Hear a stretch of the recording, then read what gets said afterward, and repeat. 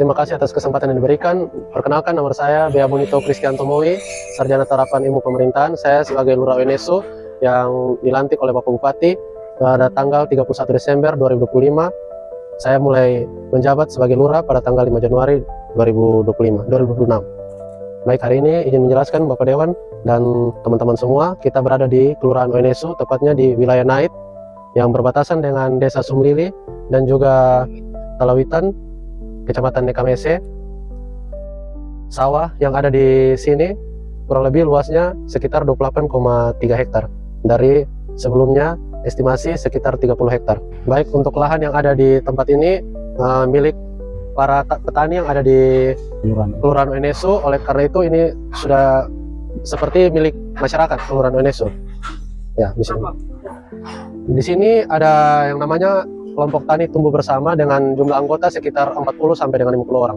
Proyek ini melalui dukungan dari Bapak Dewan, Bapak Ari Burayan, Kelurahan UNESO merupakan salah satu dari 4 titik yang ada di Kabupaten Kupang yang disetujui untuk dilakukan percetakan sawah. Salah satunya ada di Kecamatan Takari, lalu ada di Kecamatan Kupang, ada di Kecamatan Sulamo, kemudian ada di Kecamatan Kupang Timur, dan juga satu di Kecamatan Kupang Barat, yaitu di Kelurahan UNESO. Baik, selamat sore. Perkenalkan, nama saya Ari Burayan. Saya anggota DPRD Kabupaten Kupang dari Partai Perindo. Jadi baik, mungkin sebelum saya memberikan catatan, saya ingin untuk memberikan informasi bagaimana sampai kemudian pemerintah menunjuk titik ini menjadi salah satu area yang digunakan untuk percetakan sawah baru. Jadi kurang lebih tahun 2025 itu ketika ada program strategi nasional dari pemerintah pusat untuk membangun ketahanan pangan di Indonesia, salah satunya itu dengan pemerintah ingin untuk memanfaatkan lahan-lahan yang tidur selama ini, yang tidak mampu dikelola oleh masyarakat.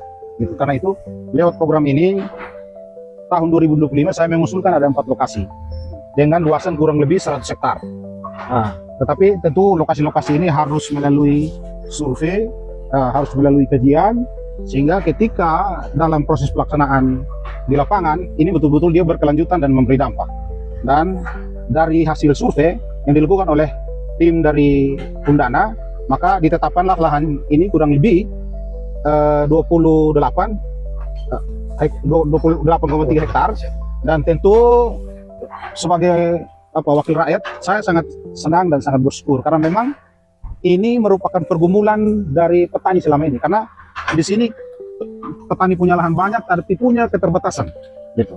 Punya keterbatasan untuk mengelola lahan pertanian yang begini besar, sehingga terus terang dengan masuknya bantuan pemerintah ini, tentu ini kami sangat bersyukur karena dapat membantu, karena apalagi dilakukan menggunakan peralatan pertanian yang sudah modern, gitu. Dan ini tentu kami sangat berterima kasih untuk semua pihak yang terlibat, itu baik dari Dinas Pertanian Kabupaten, Dinas Pertanian Provinsi, bahkan kepada Kementerian Pertanian kami sangat bersyukur karena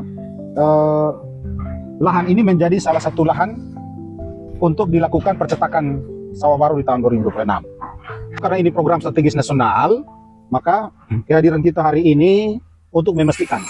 Nah, kehadiran kita hari ini untuk memastikan kondisi dan situasi yang betul-betul terjadi di sekitar sini, sambil terus kita melakukan monitoring, pengawasan terhadap program ini sehingga program ini dapat berjalan berkelanjutan.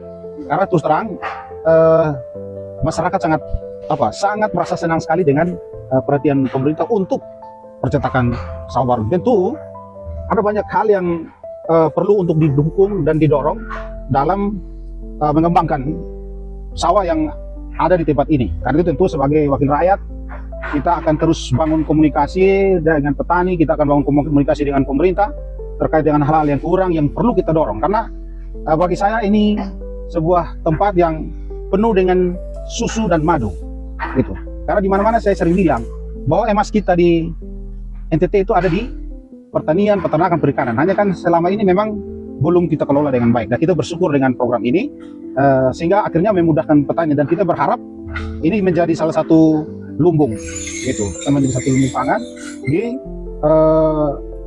Kabupaten Kupang. Gitu. Nama saya Joni Meto. Lalu kita 2 orang yang mau bilang anak Meto. Yang kelompok ini kita punya aktivis semua. Oke. Termasuk Bapak Dewan juga punya anak. Oh, Bapak Dewan bagian dari saya, kami juga.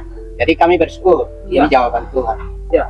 Karena dari dulu Dewan sudah turun 2 kali itu tidak terjawab. Oke. Baru-baru ketua, saya punya anak sendiri, ketua kelompok datang bilang, Bapak Arni ada mau. Oh ya, bersyukur karena ini bebas. Jadi yang kelompok yang ada dari 2 desa anggota ada dari desa Sukidi. Karena itu keluarga Pak. Oh iya. Dari ONG itu keluarga semua. Baik. Jadi yang anggota semua itu tidak ada orang lain. Oh iya. Anak-anak semua. Jadi kami bersyukur di beta punya anak ini, ya itu juga melalui Tuhan, melalui dia, sehingga berjuang kasih gotong ini kita minta harap Bapak Dewan berjuang sampai jadi. Saya sebagai orang tua kita bisa kerja lah, yang kerja ya. Mungkin itu Nah, saja. oke, hari ini sudah mulai ada tanda-tanda, Ya. ada harapan. Bagaimana? Kami bersyukur Bersyukur. bahwa pasti jadi. Pasti jadi. Karena ini anggaran juga sudah banyak kok, masa tidak jadi. Selain Harapan dari itu, saya, kebutuhan apa lagi yang dibutuhkan? kebutuhan itu jalan. Jalan. Karena Jalan. kita ada lahan, ada sawah, harus ada jalan. Itu yang pertama. Yang berikut, memang jalan hubung ke Taluitan itu kan, Taluitan juga parah juga. Jadi memang kalau jalan ini sudah datang di sawah, pasti sudah Dekat. dekat. Oke, jalan Ya, jalan. Alsinten? Alat-alat bantuan pertanian. Ya, kami butuh itu Pak. Seperti traktor, rontok, dan mesin pompa dan lain-lain. Seperti pupuk dan bibit. Itu mungkin permintaan saya. Kapan mau butuh itu? Kalau sudah Selesai. selesai, air sudah masuk, kita sudah kelola ya. Oke, Bapak minta langsung. Om langsung ke kementerian. Melalui Pak Dewan. Ya, kepada Bapak Dewan Kabupaten Kupang, kami minta alat pertanian seperti traktor, mesin pompa air, dan semprot padi, bibit padi dan pupuk. Itu mungkin kebutuhan kami. Dan bendungan. Oh, bendung juga. Ya, bendungan irigasi. Debit airnya ada. Ada. Oke, ini Air tidak pernah kering, Pak. oh, air tidak kering. Tidak pernah kering sampai hujan datang dapat. Paling kering di jarak jauh 1 kilo. Tapi ke sana dia sudah kecil, hujan sudah dapat. Jadi kalau kotong harapkan kalau masuk, kotong bisa panen 2 kali. 3 kali pun bisa. Peluang itu ada. Ada. Kosong lili saja habis hujan, air habis. Tapi daun panen baru-baru ada yang dapat 2.000 melek. Kenapa kita tidak? Kita tuan tanah, kita mati dengan lapar karena tidak ada bantuan dari banyak anggota dewan dari Kota Masing. Tapi datang, saya punya anak ini di anggota dewan, baru kita. Jadi Bapak berterima kasih atas kehadiran Bapak Dewan. Kamu buktikan mampu cinta kasih ke Bapak Deon. Iya. Iya. Terkait dengan infrastruktur jalan memang akses jalan ke sini sudah kita rintis, tapi itu baru 500 meter itu dari dana kelurahan. Nah, jalan yang sementara kita rintis ini merupakan satu-satunya jalan alternatif kalau misalnya jalan yang menghubungkan antara Usapi Sonbai dan Obeng itu putus. Kita sudah survei, jalannya kita sudah survei, kalau dari kelurahan sampai ke perbatasan Ekames itu kurang lebih 8 kilo. Gitu. Nah, ketika ini sudah dibuka, dia mungkin sekitar tinggal 1 kilo itu langsung perbatasan. Nah, kita tentu berharap bahwa setiap infrastruktur yang kurang itu akan menjadi perhatian kita. Selain itu juga terkait dengan air, kita punya sungai ini kan yang sungai Artajun Enesu ini. Wisata itu. Ya, yang wisata itu. Jadi memang itu seperti yang saya sampaikan, tidak pernah kering. Tetapi tentu ini perlu sentuhan teknologi. Gitu. Itu sentuhan teknologi dan campur tangan dari kita semua, sehingga apa yang menjadi kebutuhan dari petani di tempat ini itu dapat menolong dan dapat membantu mereka. Mungkin itu saja yang ingin saya tambahkan.